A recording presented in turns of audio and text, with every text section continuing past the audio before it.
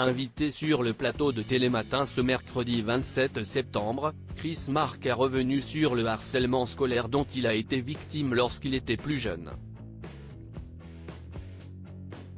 À 45 ans, Chris Marques a tout pour être heureux.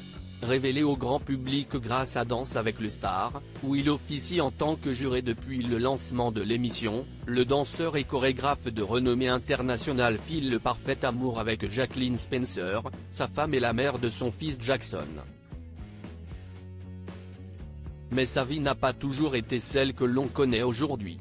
Avant de pouvoir vivre de sa passion, le natif de Colmar a dormi dans la rue, comme il le raconte dans son livre Si seulement vous saviez, où il raconte également son combat contre la fibromyalgie.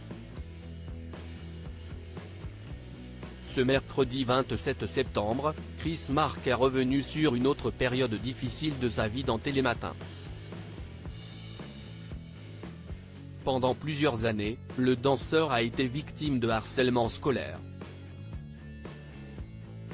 Un calvaire qui a débuté lors de son entrée en SPEL E1-. Chris Marques victime de harcèlement et de violence physique à l'école. Je venais de changer d'école et immédiatement je suis devenu l'enfant facile à attaquer, a confié Chris Marques, qui a aussi été victime de violence.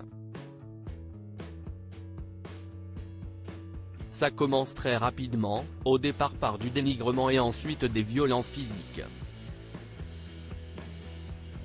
J'ai toujours aimé aller à l'école, c'était un environnement dans lequel j'étais très à l'aise, mais c'était également un calvaire psychologique parce que tous les matins la question était, est-ce que ça va être une journée normale ou est-ce que ça va être une journée compliquée ? Une journée compliquée, c'était les moments fun tels que les récréations qui deviennent en fin de compte des moments de peur, des moments où on essaie juste de trouver un groupe avec qui s'accrocher pour ne pas être le petit garçon tout seul qui va se prendre une tarte, a-t-il raconté. Chris Marques attaqué par une bande dans un terrain vague durant son enfance. Chris Marques a également été victime de harcèlement et de violence de la part de ses camarades en dehors du cadre de l'école. Je me rappelle d'un jour où je suis sur mon vélo et mon intimidateur me voit. La petite bande qui était autour de lui me voit également et je me retrouve dans un terrain vague derrière un centre commercial juste à côté de chez moi, s'est souvenu le danseur, qui tentait par tous les moyens de se défendre.